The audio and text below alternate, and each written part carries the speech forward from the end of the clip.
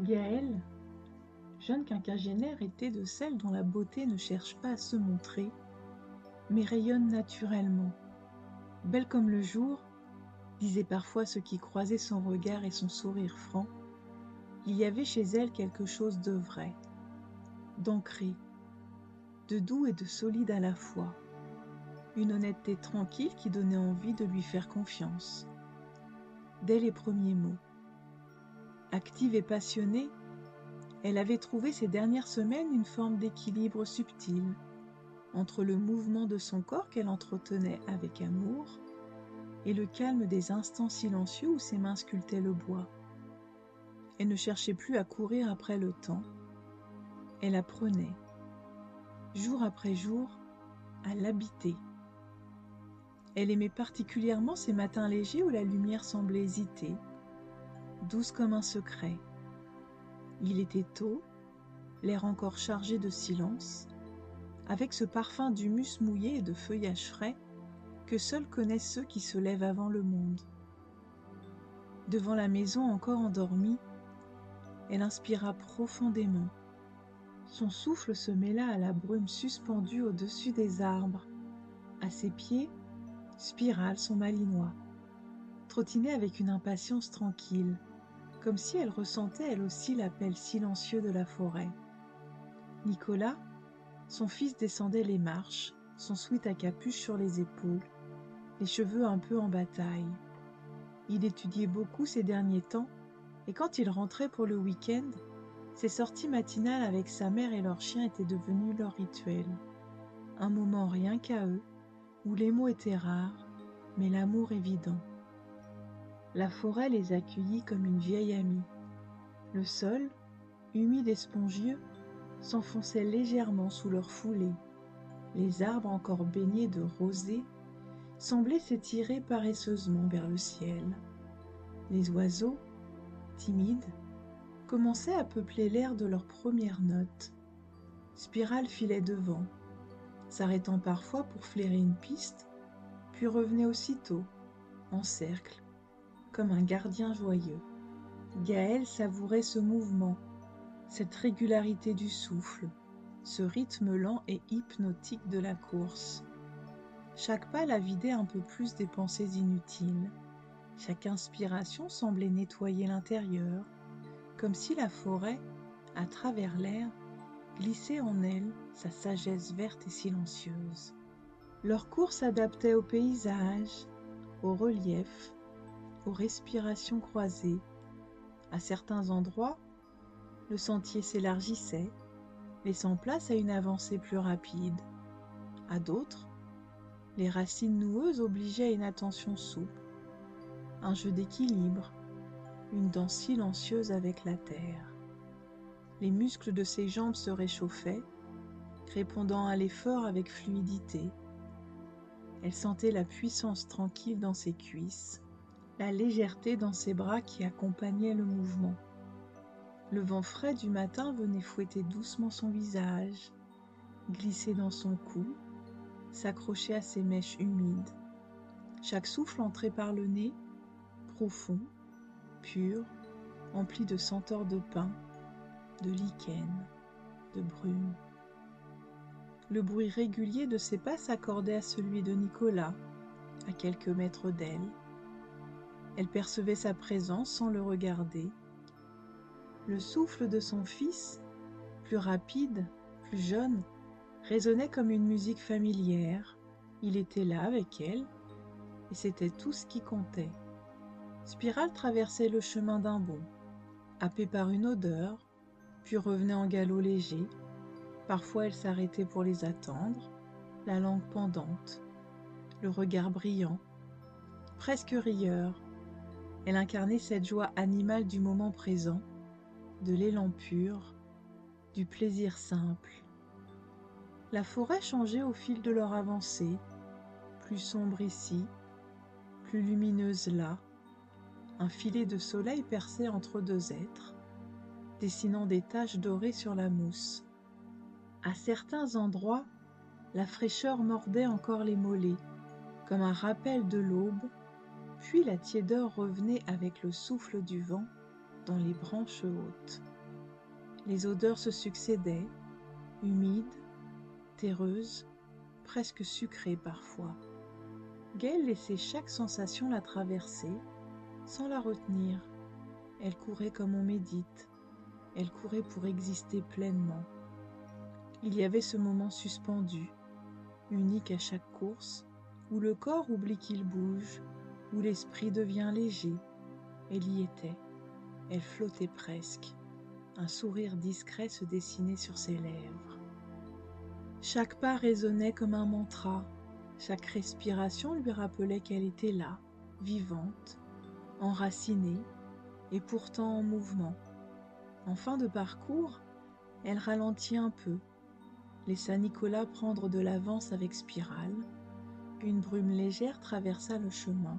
Pas une brume menaçante, non, une brume fine, douce, comme un voile posé sur la forêt elle-même, comme une invitation à s'engager sur le chemin qui menait à une clairière. Elle se dessinait là, sur sa droite, baignée d'une lumière oblique dorée, presque magique. Attirée par une intuition douce, Gaëlle s'y engagea. Les feuilles mortes crissaient sous ses pas, le vent soufflait doucement à travers les bouleaux, soulevant de fines volutes de terre et de poussière. Une odeur subtile de mousse, de bois sec et de champignons flottait dans l'air. Elle s'accroupit pour ramasser quelques branches tombées, du bois magnifique, noueux, texturé, aux formes étranges, des formes qu'elle saurait faire parler plus tard, à la maison, en les sculptant.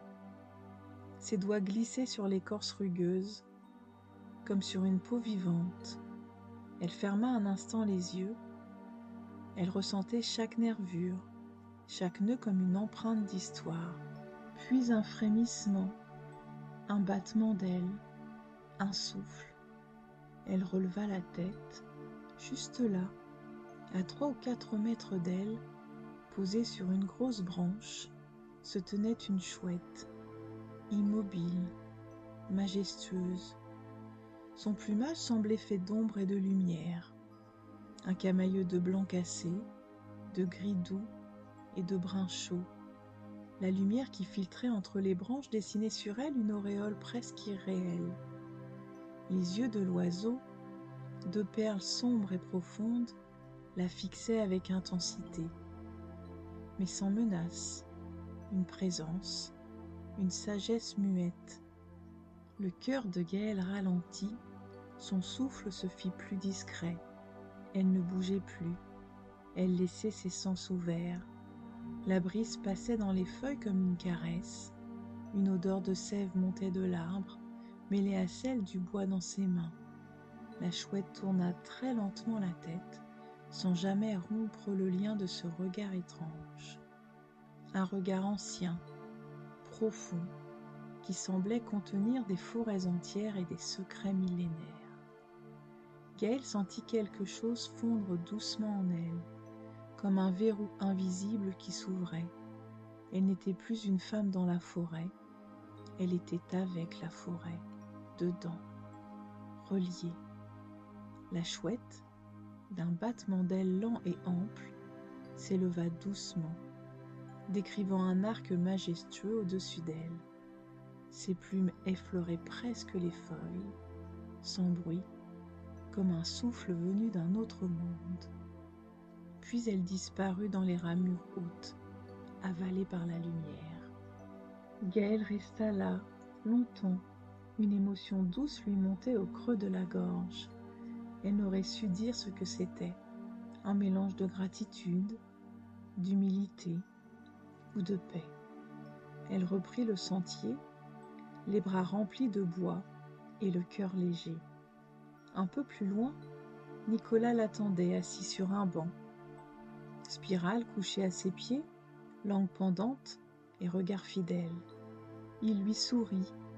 Il ne posa aucune question. Il la laissa s'asseoir à côté de lui. Il savait que ses silences en disaient plus long que les mots.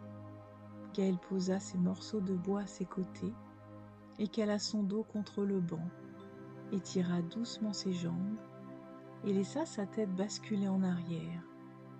Le ciel, à travers les feuillages, était d'un bleu tendre, strié par les fines branches qui dansaient dans le vent.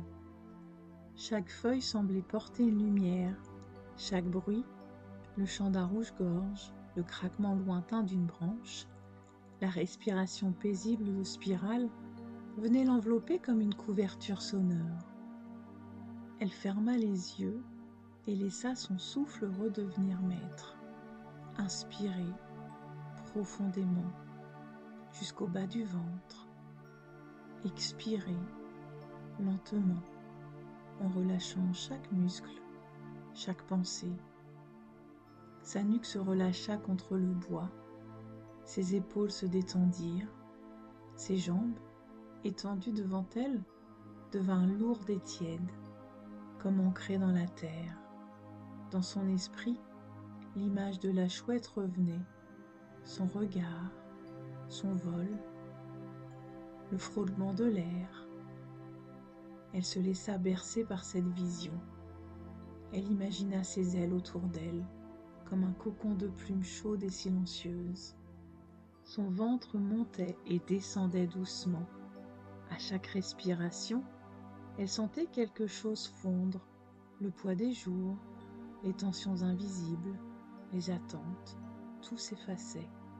Elle n'était plus dans le faire, elle était dans l'être, purement. Autour d'elle, le monde ralentissait.